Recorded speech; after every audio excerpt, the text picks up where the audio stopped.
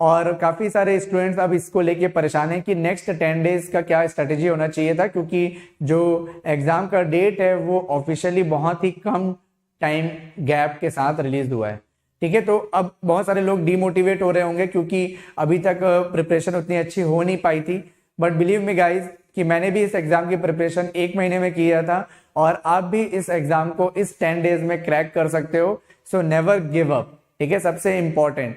और इसकी स्ट्रेटेजी क्या होनी चाहिए इस बारे में हम लोग बात करते हैं। तो सबसे पहले अगर इस एग्जाम को क्लियर करना है तो आपको इसके पैटर्न को समझना होगा, है ना। तो ये 2 सेक्शन में आपका एग्जाम होता है। पहला हो गया फिजिक्स और मैथमेटिक्स पार्ट 1 30 क्वेश्चंस, और पार्ट 2 में हमारे पास है इंग्लिश, एप्टीट्यूड, रीजनिंग और करंट अफेयर्स। ठीक है, तो पहले हम लोग बात करते हैं सेकेंड सेक्शन की। इसमें आपको एप्टीट्यूड और रीजनिंग के डेली क्वेश्चंस प्रैक्टिस करने हैं नेक्स्ट 10 डेज तक। इंपॉर्टेंट टॉपिक्स को पिक करो। अगर आपके पास प्रीवियस ईयर के पेपर्स हैं तो आप उससे एक बार इंपॉर्टेंट टॉपिक कवर कर लो, जैसे कि प्रॉफिट एंड लॉस हो गया, है ना, बोर्ड्स एंड स्ट्रीम हो गया। इस टाइप के चैप्टर से अगर क्वेश्चंस आते हैं तो ये सारे क्वेश्चंस को आपको डेली सॉल्व करना है नेक्स्ट 10 डेज तक। ठीक है, टाइम एंड वर्क हो गया, ये सारी चीजें।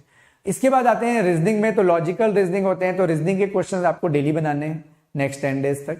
ठीक है, इसके बाद आ गया आपका इंग्लिश।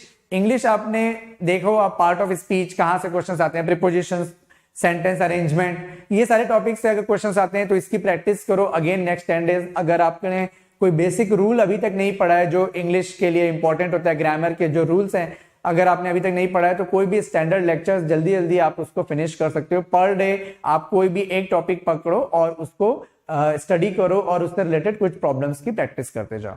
करंट अफेयर्स के लिए लास्ट के 2 मंथ्स के आपको करंट अफेयर्स कवर करने हैं। आपको मंथली बुकलेट आप कहीं से भी ले सकते हो अगर अभी तक आपने करंट अफेयर्स नहीं पढ़ा है। जनरली हम लोग बहुत सारे लोग करंट अफेयर्स को ज्यादा फोकस नहीं करते हैं, तो फरवरी का और मार्च का जो करंट अफेयर्स का मंथली बुकलेट आपको मिलेगा, लास्ट 3 मंथ्स का 6 मंथ्स का भी मिलता है, आप उसको भी फॉलो कर सकते हो। ठीक है, बेटर होगा मंथली वाला करो क्योंकि उसमें ज्यादा इंफॉर्मेशन आपको मिलेगी। ठीक है, इसके बाद आते हैं हम लोग फिजिक्स और मैथमेटिक्स वाले पार्ट में। पार्ट 1 में फिजिक्स के 30 क्वेश्चन और मैथमेटिक्स के 30 क्वेश्चन है। मैथमेटिक्स के कौन कौन से चैप्टर्स इंपॉर्टेंट है इसको आपको पिक करना है और उसी को रिवाइज करना है। ठीक है, बाकी जो मैथ्स का पार्ट है इंजीनियरिंग लेवल का वो आपने गेट में कर लिया, एक बार अपने शॉर्ट नोट्स को रिवाइज कर लेना गेट वाले। लेकिन आपका ज्यादा फोकस 11th और 12th के मैथमेटिक्स में होना चाहिए क्योंकि आपके क्वेश्चंस वहीं से ही आएंगे। ठीक है, और इसके बाद आते हैं फिजिक्स में। तो फिजिक्स का सबसे ज्यादा कंसर्न है सभी लोगों का, क्योंकि सब लोगों को पढ़े काफी दिन हो गया। फिजिक्स सबके लिए एकदम नया है ना। तो फिजिक्स के कौन कौन से चैप्टर इंपॉर्टेंट है उसको आप नोट कर लो। पहला है आपका इलेक्ट्रोस्टैटिक, फिर मैग्नेटोस्टैटिक, फिर वेव्स, ईएम वेव्स, ठीक है, वेव ऑप्टिक्स, ग्रेविटेशन। इसके बाद आ जाता है मॉडर्न फिजिक्स और इलेक्ट्रॉनिक डिवाइसेस या सेमीकंडक्टर। ये 7 चैप्टर्स हैं जो आपके लिए बहुत इंपॉर्टेंट है और इन्हीं 7 चैप्टर्स को आप सबसे पहले रिवाइज करो। और इन 7 चैप्टर्स में से भी वो वाले चैप्टर को पहले पिक करो जो आपने रिसेंटली पढ़ा है, क्योंकि अगर आप उसको अभी रिवाइज करोगे तो वो जल्दी रिकॉल हो जाएगा। अगर कोई चैप्टर आप 1 महीने पहले पढ़े हो, अगर उसको आप रिवाइज करने जाओगे तो आपको थोड़ी सी दिक्कत आएगी। ठीक है, फिर उसको आप रिवाइज करने में ज्यादा टाइम लगा दोगे, फिर आपका कॉन्फिडेंस लूज होते जाएगा कि मेरा ज्यादा पोर्शन बचा हुआ है। तो रिवर्स ऑर्डर में चलो, जो भी आपने लेटेस्ट पढ़ा है उसको रिवाइज करते हुए चलो। और सबसे ज्यादा इंपॉर्टेंट बात यहाँ पे यह है, क्योंकि निगेटिव मार्किंग नहीं है तो आप इसमें गेसिंग भी कर सकते हो। और इससे भी ज्यादा स्पेशल टिप बोलना चाहिए इस स्ट्रेटेजी का, वो ये है कि आपको डेली हर सेक्शन को पढ़ना है। आप ऐसा नहीं कर सकते कि फिजिक्स को ही मैं लगातार 3 दिन तक पढ़ रहा हूं और उसके बाद में मैथ्स और एप्टी पढ़ूंगा या बाद में मैं इंग्लिश पढ़ूंगा। ऐसा बिल्कुल भी नहीं करना।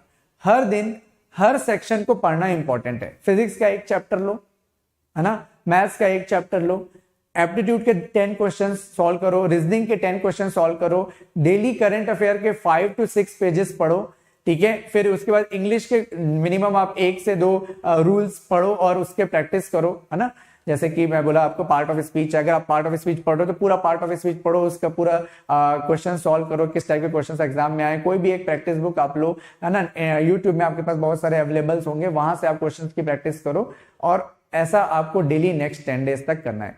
10 डेज तक करने के बाद लास्ट के 2 दिन बचेंगे, फिर आप पूरा 1 दिन लगा दो फिजिक्स का रिवाइज करने में, पूरा 1 दिन लगा दो मैथमेटिक्स रिवाइज करने में, और उसके बाद जाके आप एग्जाम में अपीयर हो जाओ। क्योंकि अप्रोक्सीमेटली हमारे पास 13 या 14 डेज बचे हैं, तो उसमें आपको 10 डेज तक हर दिन हर सेक्शन को रिवाइज करना है और लास्ट के 2 दिन में पूरे एक बार में एक सब्जेक्ट को रिवाइज करना है और फिर मैथमेटिक्स और फिर इसी तरह से हर सेक्शन को एक बार में पूरा रिवाइज करना है।